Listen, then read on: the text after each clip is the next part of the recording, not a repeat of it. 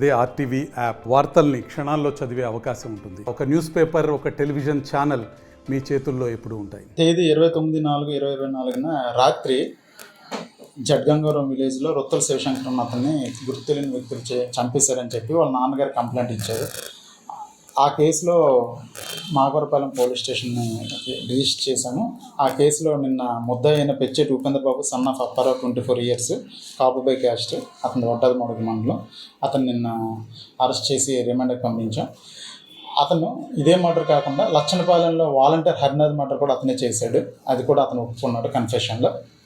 At the same time మునగపాకలో 2022లో October నెలలో చేసినటువంటి ఇంకో హత్యను కూడా ఒప్పుకున్నాడు. దాన్ని కూడా కన్ఫెస్ చేశాడు మీడియేటర్ సమక్షంలో.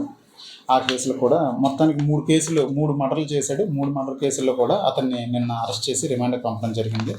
అతను ఇదే విధంగా దీనికి ముందు 2021లో వడ్డాది మడుగులో 2 మర్డర్ కేసులు చేశాడు. 2 మర్డర్లు చేశాడు. అందులో కూడా అతను జైలుకి వెళ్ళి బెయిల్ మీద వచ్చి ఇప్పుడు బెయిల్లో ఉన్నాడు.